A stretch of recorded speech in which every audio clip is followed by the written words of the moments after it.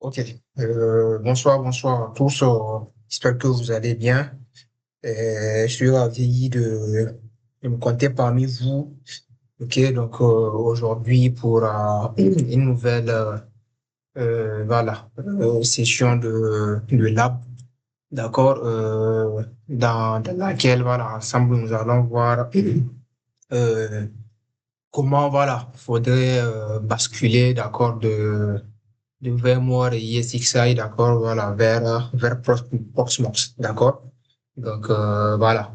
Et en fait, j'ai jugé utile de faire cette vidéo. Voilà, c'est juste pour montrer déjà à ma communauté, d'accord, pas à pas, comment est-ce qu'il faudrait, d'accord, donc basculer de ESXi, d'accord, qui est l'hyperviseur, d'accord, donc de VMware, vers, voilà, Proxmox. Et là, moi, voilà, j'ai mes propres, comment ça s'appelle, j'ai mes propres points de vue, d'accord, donc, sur lesquels je me base d'abord, d'accord, pour faire ce basculement-là, d'accord. Donc là, comprenez déjà que VMware, d'accord, c'est VMware ESXi, donc c'est l'hyperviseur du géant VMware. Et là, vous allez voir que c'est vraiment payant. Quand je dis payant, bon, pour les entreprises, voilà, qui ont de l'argent, avoir entreprise, si je peux le dire, d'accord? Donc, eux, ils peuvent aller sur cette solution-là. Et bon, pour les petites et moyennes entreprises, bon, voilà, eux qui ne peuvent pas investir sur les licences, d'accord? Donc, ils peuvent aller sur Proxmox. Donc, moi, là, en fait, c'est parce que, bon, j'ai eu du temps à me familiariser avec VMware ESXi. Et là, j'aimerais, voilà, basculer vers Proxmox pour avoir encore plus de compétences et voir comment est-ce qu'il faudrait gérer les machines virtuelles, comment est-ce que, en tout cas, comment est-ce que, voilà, l'environnement de virtualisation, d'accord, Proxmox, et voilà, d'accord.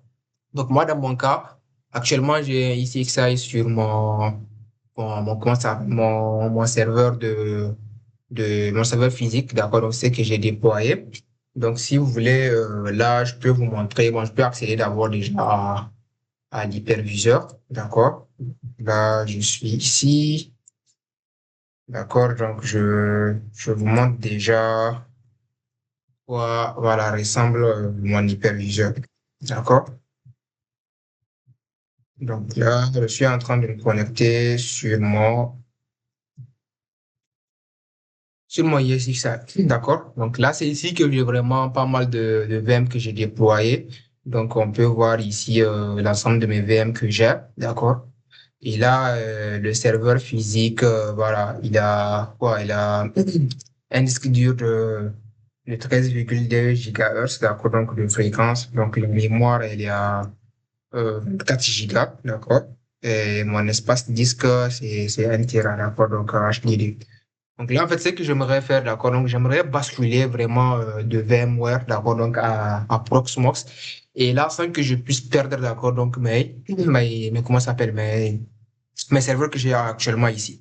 Donc, ce on va faire, d'accord, j'ai déjà un autre, voilà, un autre, bon, pas serveur, je vais dire, voilà, un autre unité centrale, puisque là, lui, c'est pas vraiment un serveur, donc c'est un desktop, d'accord, que j'ai. Maintenant, ce que je vais faire, d'accord, donc on va installer Proxmox là-dessus.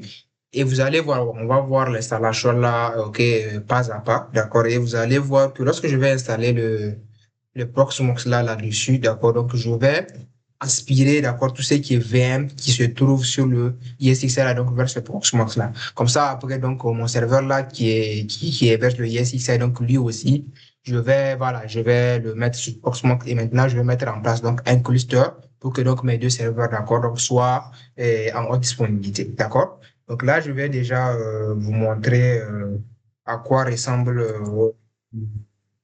le PC, donc, sur lequel ça s'appelle, je vais faire l'installation. D'accord? Donc ça, je vous montre déjà un peu à quoi ça ressemble. Je peux amener ça ici. Voilà. Donc là, vous voyez ça, c'est le serveur Shell qui héberge donc le ISXi. D'accord? Donc c'est sur ça que j'ai mon ISXi actuellement. Et là, ça, c'est le serveur donc sur lequel je vais installer maintenant. le Proxmox, d'accord? Donc, là, quand je vais installer le Proxmox là-dessus, tout ce qui est donc VM qui se trouve dans ce ISXA là, donc je vais les importer. Bon, je vais les aspirer, vous allez voir comment est-ce qu'on fait ça. Et une fois que je les aspire ici, donc lui aussi, je vais le mettre ce Proxmox comme là, donc mes deux voilà, et serveurs là, donc ils vont être en haute disponibilité. Donc, comme ça, même si celui-là tombe en panne, donc les VM pourront peut-être, voilà, basculer vers celui-ci. D'accord? Donc là, on va voir donc comment mettre en place, d'accord, donc la haute disponibilité, donc Proxmox. Donc, on verra en tout cas pas mal de choses, voilà, sur Proxmox. Donc là, la première des choses que je vais faire, donc je vais installer Proxmox, d'accord, donc sur mon Elite, voilà, Elite Desk, d'accord. Donc lui, il a, comment ça s'appelle? Donc c'est un Core i7, d'accord. Donc il a 1 Tera de disque, je crois bien que c'est du SSD, d'accord, et la RAM. Donc j'ai 32 gigas à l'intérieur. Donc là, c'est qu'on va faire donc maintenant. On va passer, d'accord, donc à l'installation, voilà, de Proxmox sur ce desktop, d'accord? Donc là, on va venir ici. Donc, avant de faire le déploiement, donc, je vais vous montrer déjà pas à pas comment est-ce qu'il faudrait procéder. Donc là, on va d'abord aller télécharger donc l'ISO de Proxmox, d'accord? Et nous allons booter notre clé USB, d'accord? Donc là, je vais aller donc télécharger l'ISO de Proxmox. Donc, je vais mettre download, d'accord? Proxmox ISO, d'accord? Et là, voilà, on vient ici sur le site officiel de Proxmox. Là, donc, on va voir la dernière version, d'accord, donc de Proxmox VE, c'est la 9.1. D'accord. Donc là, je vais lancer le téléchargement. Et là, voilà, ça va me commencer à faire donc mon téléchargement. Donc là, je serai obligé donc d'attendre un peu, voilà, le temps que voilà le téléchargement, ok, donc finisse.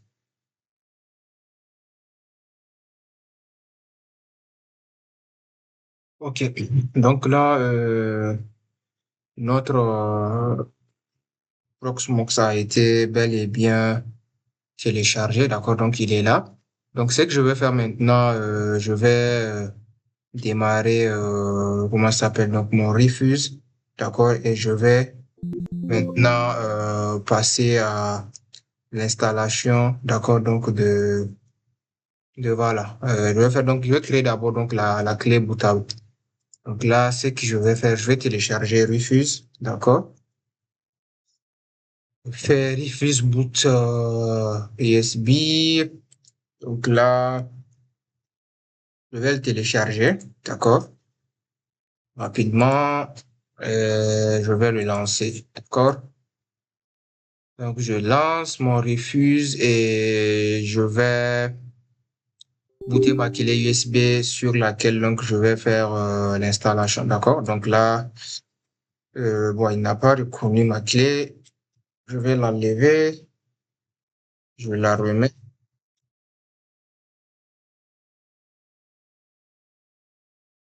Que je l'ai,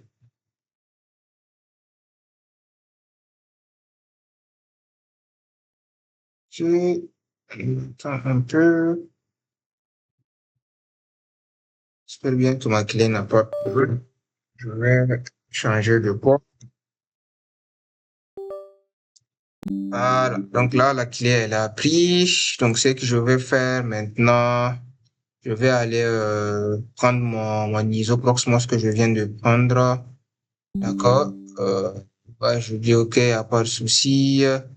OK, bon, là, y a pas grand-chose à faire, hein, donc je démarre et ça va supprimer tout ce qu'il y a à l'intérieur de la clé. Donc là, je vais attendre à ce que ma clé soit prête et dès qu'elle sera prête, maintenant là, on va voilà, passer à l'installation de notre Proxmox. Donc là, on va attendre que la clé soit bootable.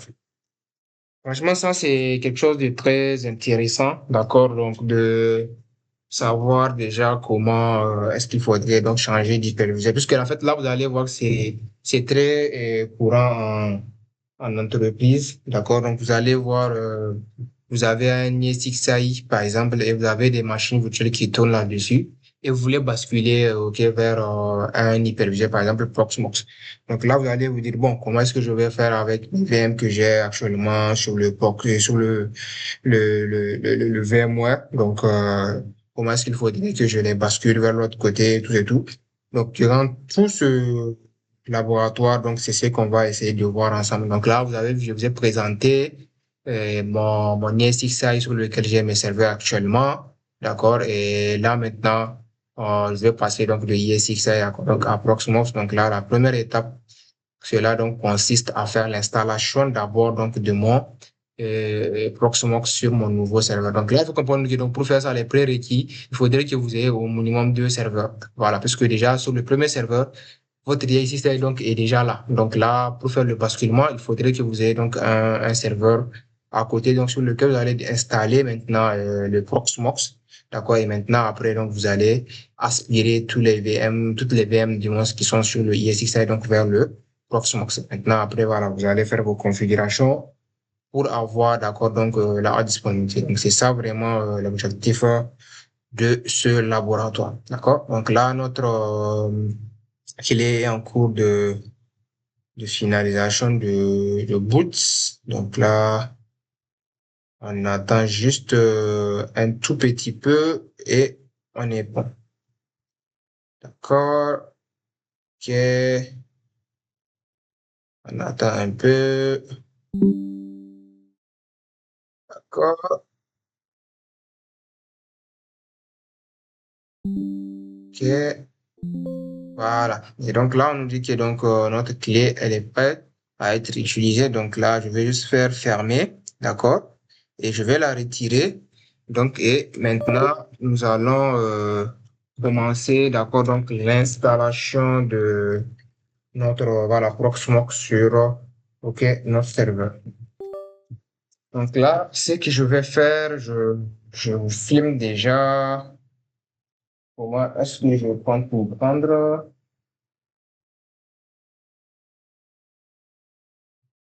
OK. Donc, là, je reviens pour vous filmer.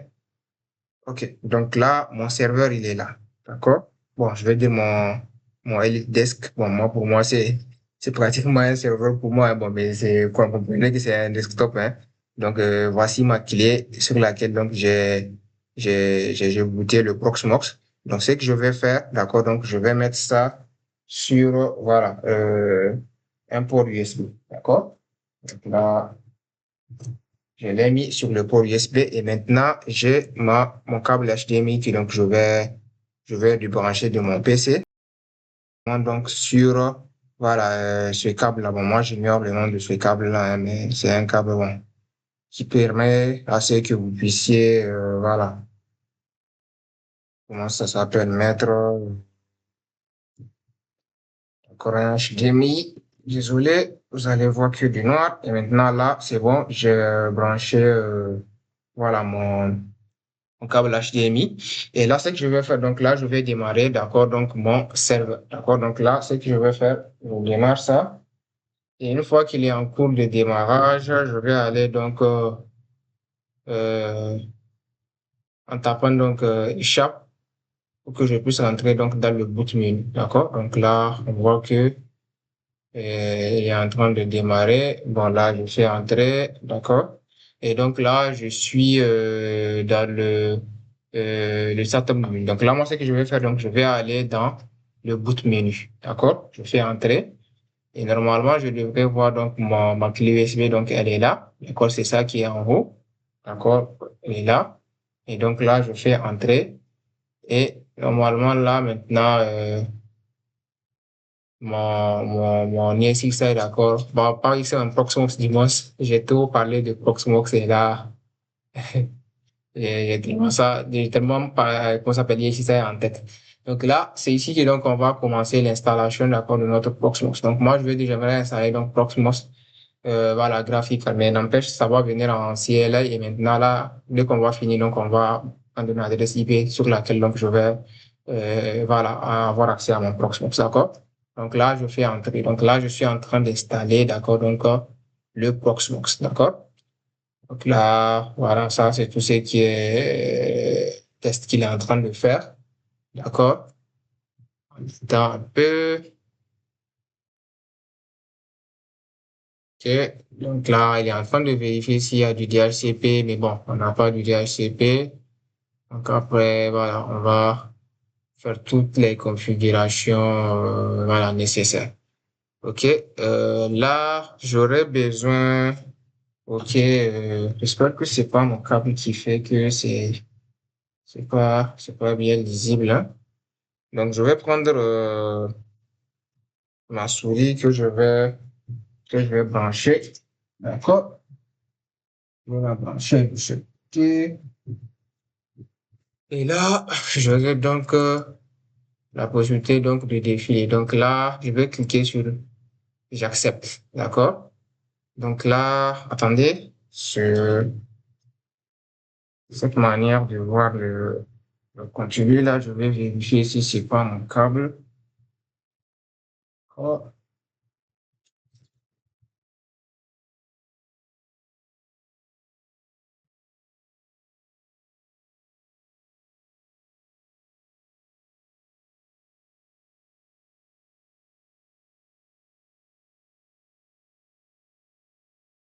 Ok, je suis juste en train de vérifier l'affichage là qui est bizarre. On n'empêche pas ça bien.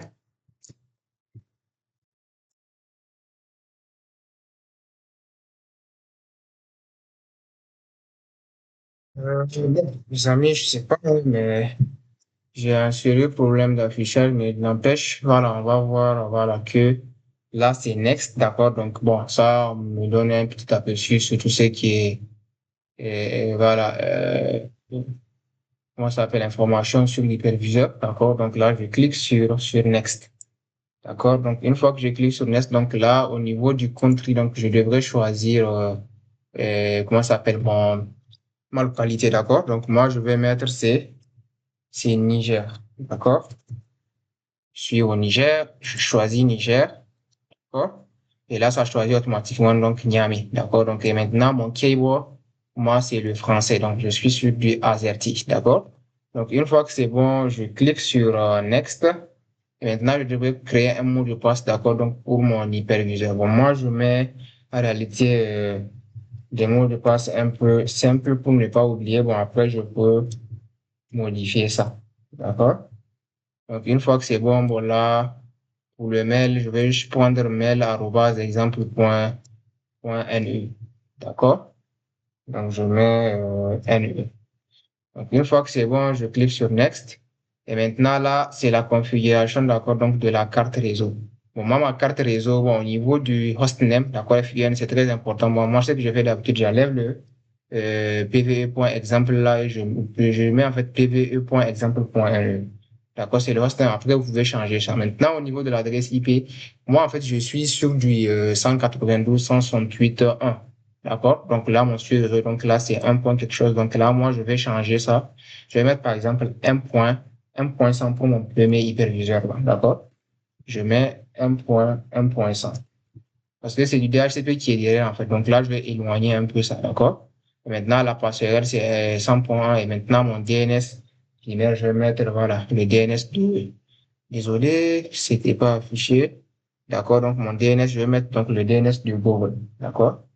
8.8.8.8, d'accord? Donc là, une fois que c'est bon, donc là, on voit mon adresse est là, ma passerelle est là, d'accord? Là, la passerelle, c'est 1.1.1 du minus, d'accord? Voilà. Donc là, si on est bon, je suis sur du /24, d'accord, le masque de sous réseau. Donc là, je vais juste cliquer sur Next. Et maintenant, là, il va faire le checking de tout ce que j'ai eu à faire, d'accord? Donc, et là, je vais, comment ça s'appelle, continuer, d'accord, donc l'installation. Donc, une fois que j'accepte, et donc là, je vais cliquer sur Install. Et maintenant, là, vous allez voir que l'installation est en cours. Donc là, je devrais attendre que donc, ça finisse. Et maintenant, après, on va commencer. D'accord? Donc là, on attend juste que l'installation finisse. Et dès que ça finit, d'accord, donc là, il va redémarrer et nous allons, voilà, procéder donc à l'accès à notre Proxmox, d'accord? Maintenant, pour ce qui est donc de la question, d'accord, donc du réseau, bon, on va juste un peu attendre, d'accord, la finalité.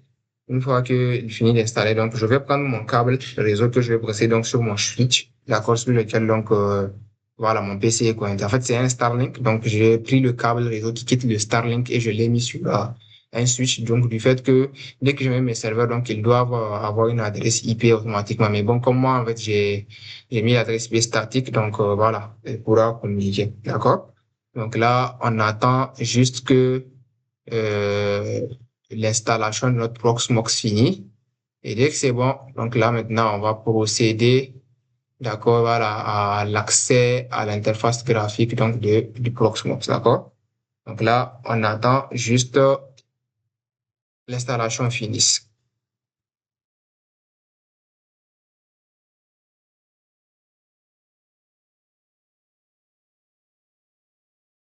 Donc là, vous pouvez voir que la progression, elle est à 66%. Donc, l'installation du système. OK. 69%. Dans quelques instants, donc, l'installation sera faite. Donc, en même temps, je vais profiter, pour mettre donc, mon câble, d'accord, donc, sur mon serveur. D'accord? Donc, je mets le câble RJ45. Et là, déjà, le câble est branché de ce côté. D'accord? Donc là, ça veut dire que, donc, il a pris.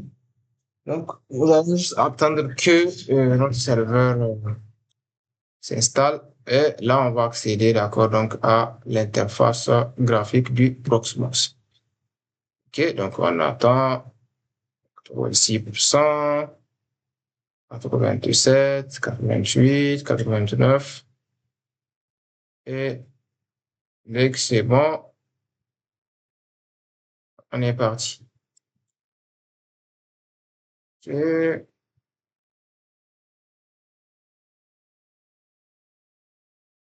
Là, 99%.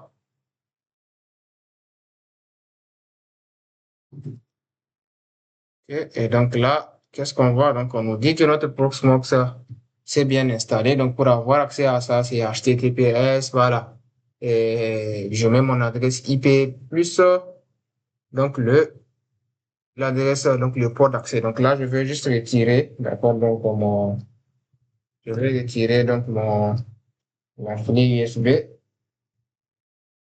d'accord. Je retire ça. Désolé, bon, et ça, c'est juste un petit problème du châssis, bon, c'est pas grave. Donc là, on attend que notre